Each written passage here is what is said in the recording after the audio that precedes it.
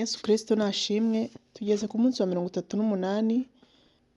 Titire y'amagambo tugiye gusoma mu gutegeka kwa kabiri ibice 4 haravuga ngo urubyiruko rw'Abisiraheli bigishwa ibya Sinayi. None mwa Bisiraheli mwe, mwumvire amategeko n'amateka mbigisha, muyitondere kugira ngo mubeho, mujye mu gihugu Uwiteka Imana ya ba sekuruza banyu ibaha mugihindure. Ntimukongere ku mategeko mbategeka, ntimukayagabanye, mubone kwitondera amategeko y'Uwiteka Imana yanyu mbategeka. Amaso yanyu yiboneye ibyo Uwiteka yakoreshejwe n'ibya Bali y'i Pewori, kuko Uwiteka Imana yanyu yarimbuye abantu bose bakurikije ibya Bali y'i Pewori, ikabakura hagati muri mwe. Ariko mwebweho abifatanije n'Uwiteka Imana yanyu muracyariho mwese uyu munsi. Dore mbigishije amategeko n'amateka uko Uwiteka Imana yanjye yantegetse, kugira ngo abe ariko mugenzereza mu gihugu mujyanwamo no guhindura. Nuko mujye muyitondera muyumvire, kuko ariko ubwenge bwanyu n'ubuhanga bwanyu mu maso y'amahanga azumva ayo mategeko yose, akavuga ati ni ukuri ni ishyanga rikomeye, ni ubwoko bw'ubwenge n'ubuhanga. Mbese hari ishyanga rikomeye rifite Imana iriri hafi nk'uko Uwiteka Imana yacu ituba hafi iyo tuyambaje? Kandi ni ishyanga rikomeye ki rifite amategeko n'amateka atunganye ahwanye n'aya mategeko yose mbashyira imbere uyu munsi? Wirinde gusa ugire umwete wo kurinda umutima wawe, we kwibagirwa ibyo amaso yawe yiboneye, bye kuva mu mutima wawe iminsi yose ukiriho, ahubwo ubimenyesha abana bawe n'abuzukuru bawe. Ujye wibuka wa munsi wahagarariye imbere y'Uwiteka Imana yawe kuri Horebu, ubwo Uwiteka yambwiraga ati nteraniriza abantu mbumvishe amagambo yanjye, kugira ngo bige kunyubaha iminsi yose bazarama mu isi, kandi bigishe n'abana babo. Namwe mwigira hafi, muhagarara hepfo y'uwo musozi waka umuriro ugera mu ijuru hagati, ubaho n'umwijima n'igicu n'umwijima w'icuraburindi. Uwiteka ababwira ari hagati muri uwo muriro. Mwumva ijwi rivuga amagambo, ariko ntimwagira ishusho mureba, mwumva ijwi risa. Ababwira isezerano rye, abategeka kurisohoza. Niryo ya mategeko 10, ayandika ku bisate by'amabuye 2. Nanjye Uwiteka ntegeka muri icyo gihe kubigisha amategeko n'amateka, kugira ngo muzayitonderere mu gihugu mwambuka mujyanwamo no guhindura. Nuko murinde imitima yanyu cyane, kuko mutagize ishusho mureba ku munsi Uwiteka yababwiriraga kuri Horebu ari hagati mu muriro. Mwe kwiyonona ngo mwiremere igishushanyo kibajwe gishushanijwe mu ishusho yose, igishushanyo cy'ikigabo cyangwa cy'ikigore, igishushanyo cy'inyamaswa cyangwa cy'itungo cyose kiri ku butaka, cyangwa ikiguruka mu kirere cyose, cyangwa ikiguruka hasi cyose, cyangwa icy'ifi yose yo mu mazi yo hepfo y'ubutaka. Kandi rinda umutima wawe, kugira ngo nurarama ukareba izuba n'ukwezi n'inyenyeri ibiri mu ijuru byinshi byose, we kureshywa ngo wikubite imbere yabyo ubisenge. Kandi ari byo Uwiteka Imana yawe yagabanije amahanga yose yo munsi y'ijuru hose. Ariko mwebweho Uwiteka yarabajyanye abakura muri rya tanura ryubakishijwe icyuma, niryo Egiputa, kugira ngo mumubere ubwoko bwa gakondo uko muri na bugingo n'ubu. Kandi Uwiteka yandakariye ku bwanyu, arahira yuko ntazambuka Yorodani ngo ujye mu gihugu cyiza Uwiteka Imana yawe iguhaho gakondo, ahubwo ko nkwiriye gupfira muri iki gihugu, ko ntakwiriye kwambuka Yorodani. Ariko mwebweho muzambuka muhindure icyo gihugu cyiza.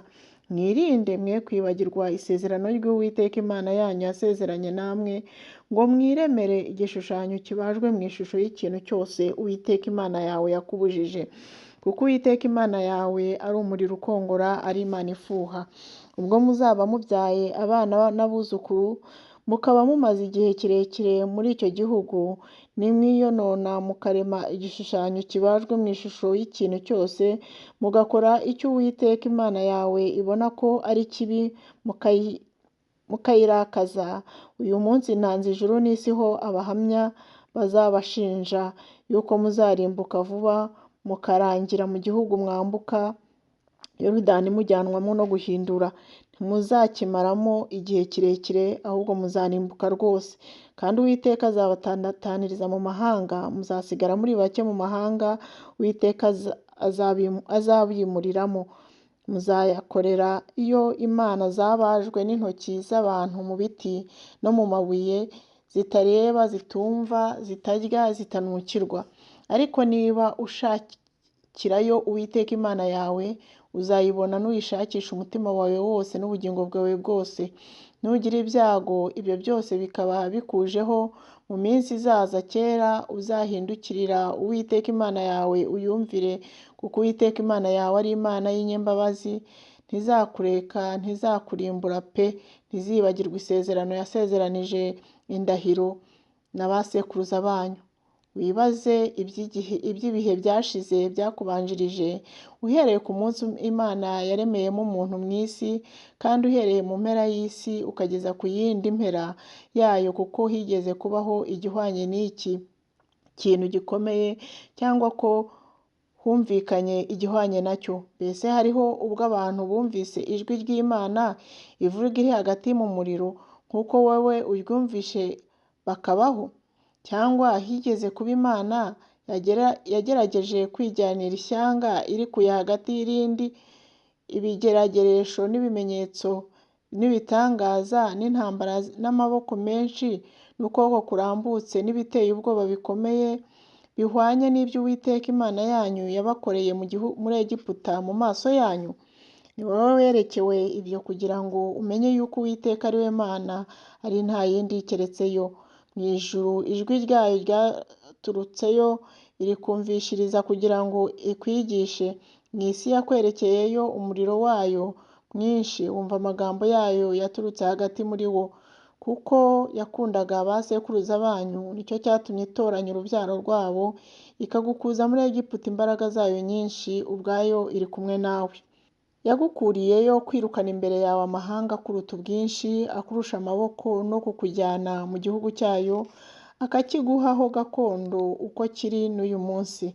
Nuko uyu munsi menya iki, ugishyire mu mutima wawe yuko Uwiteka ari we Mana mu ijuru no mu isi, nta yindi. Kandi ujye witondera amategeko yayo y'uburyo bwose ngutegeka uyu munsi, kugira ngo ubone ibyiza wowe n'urubyaro rwawe ruzakurikiraho, uhore iteka ryose mu gihugu Uwiteka Imana yawe iguha. Maze Mose arobanura imidugudu 3 hakurya ya Yorodani mu ruhande rw'iburasirazuba, yo guhingirwamo na gatozi wishe undi atabyitumye, adasanzwe amwanga, ngo ahungire muri umwe muri iyo midugudu abeho. Iyo ni Beseri iri mu butayu bwo mu kibaya y'ubuhungiro bw'Abarubeni, ni Ramoti iri Galeyadi ngo ibe ubw'Abagadi, ni Golani iri Bashani ngo ibe ubw'Abamanase. Aya niyo mategeko Mose yashyize imbere y'Abisiraheli. Ibi ni byo bihamya n'amategeko n'amateka Mose yabwiye Abisiraheli ubwo bavaga muri Egiputa. Bari hakurya ya Yorodani mu gikombe ahateganye n'i Beti Pewori cyo mu gihugu cya Sihoni umwami w'Abamori, waturaga i Heshiboni, uwo Mose n'Abisiraheli batsinze ubwo bavaga muri Egiputa, bagahindura igihugu cye n'icya Ogi umwami w'i Bashani. Abo ni bo bami b'Abamori bombi bari hakurya ya Yorodani mu ruhande rw'iburasirazuba.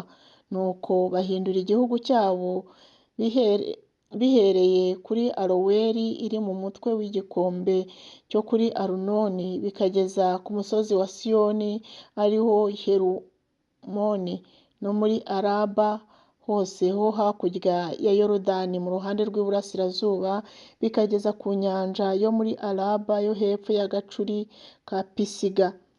Igice cya 5. Urubyiruko rw'Abisiraheli bigishwa isezerano rya Mose. Mose ahamagara Abisiraheli bose arababwira ati: mwa Bisiraheli mwe, nimwumve amategeko n'amateka mvugira mu matwi yanyu uyu munsi, kugira ngo muyige muyitondere muyumvire. Uwiteka Imana yacu yasezeranije natwe isezerano kuri Horebu, na ba sogokuruza bacu si bo Uwiteka yasezeranye nabo iryo sezerano, ahubwo ni twe abari hano twese uyu munsi tukiriho. Uwiteka yababwiriye kuri wa musozi murebana ari hagati mu muriro. Icyo gihe nahagaritswe hagati y'Uwiteka namwe no kubabwira ijambo ry'Uwiteka, kuko mwari mutinyishijwe n'uwo muriro ntimuzamuke uwo musozi. Arababwira ati, ndi Uwiteka Imana yawe yagukuye mu gihugu cya Egiputa, mu nzu y'uburetwa. Ntukagire izindi mana mu maso yanjye, nturekeremere igishushanyo kibajwe gisa n'ishusho yose iri hejuru mu ijuru, cyangwa hasi ku butaka, cyangwa mu mazi yo hepfo y'ubutaka.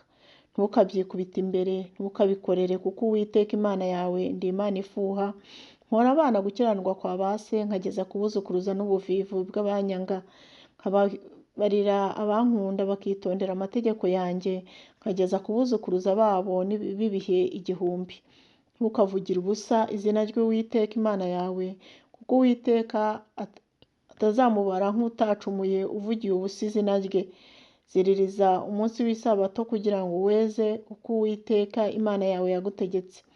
Mu minsi 6 ujye ukora, abe ariyo ukoreramo imirimo yawe yose, ariko wa karindwi ni wo sabato y'Uwiteka Imana yawe.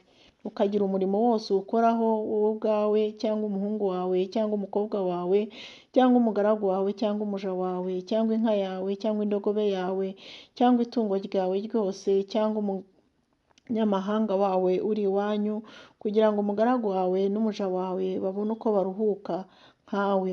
Kandi ujye wibuka yuko wari umuretwa mu gihugu cya Egiputa, Uwiteka Imana yawe ikagukuzayo amaboko menshi n'ukuboko kurambutse. Nicyo cyatumye Uwiteka Imana yawe igutegeka kuziririza umunsi w'isabato. Ubahe so na nyoko uko Uwiteka Imana yawe yagutegetse, kugira ngo uramire mu gihugu Uwiteka Imana yawe iguha uboneremo ibyiza. Ntukice, ntugasambane, kandi ntukibe, kandi ntugashinje ibinyoma mugenzi wawe, kandi ntukifuze umugore wa mugenzi wawe. Ntukifuze inzu ya mugenzi wawe cyangwa umurima we cyangwa umugaragu we cyangwa umuja we cyangwa inka ye cyangwa indogobe ye cyangwa ikindi kintu cyose cya mugenzi wawe. Ayo magambo Uwiteka yayabwiriye iteraniro ryanyu ryose kuri wa musozi ari hagati mu muriro n'igicu n'umwijima w'icuraburindi. Ayavugisha ijwi rirenga, ntiyagira ikindi yongeraho. Ayandika ku bisate 2 by'amabuye arabima. Mwumvise ijwi riturutse hagati muri uwo mwijima, mukabona umusozi waka umuriro. Abatware b'imiryango yanyu bose n'abakuru banyu munyigira hafi, murambwira muti, dore Uwiteka Imana yacu itweretse ubwiza bwayo no gukomera kwayo, kandi twumvise ijwi ryayo riturutse hagati mu muriro. Uyu munsi tubonye yuko Imana ibwira umuntu akabaho. Nuko none turicirwa iki? Uriya muriro mwinshi ugiye kudukongora. Nitwongera kumva ijwi ry'Uwiteka Imana yacu tuzapfa. Ninde mu bantu bose wigeze kumva ijwi ry'Uwiteka Imana ihoraho ivugira hagati mu muriro nk'uko turyumvise akabaho? Ba ari wowe wigira hafi wumve ibyo Uwiteka Imana yacu ivuga byose, utubwire ibyo Uwiteka Imana yacu iri bukubwire byose, natwe turabyumva tubyitondere. Uwiteka yumva amagambo yanyu mumbwiye, arambwira ati, numvise amagambo ubu bwoko bukubwiye, ibyo bavuze byose babivuze neza. Icyampa bagahorana umutima umeze utyo, ubanyubahisha ukabitonderesha amategeko yanjye yose, kugira ngo babone ibyiza, babone urubyaro rwabo iteka ryose. Genda ubabwire uti, nimusubire mu mahema yanyu, ariko wehoho uhagarare aho ndi hano nkubwire icyo ntegeka cyose n'amategeko n'amateka ukwiriye kubigisha, kugira ngo bazabyitonderere mu gihugu mbaha guhindura. Nuko mujye mwitondera ibyo Uwiteka Imana yanyu yabategetse, ntimugatambikire iburyo cyangwa ibumoso. Mujye mugenda mu nzira yose Uwiteka Imana yanyu ibayoboye, kugira ngo mubeho mubone ibyiza, muramire mu gihugu muzahindura. Imana yo mu ijuru rero itugirire neza. Dusomye n'amagambo meza cyane, dusoje igice cya 5, ejo tuzakomeza n'igice cya 6. Imana ibishimire, mugire umunsi mwiza.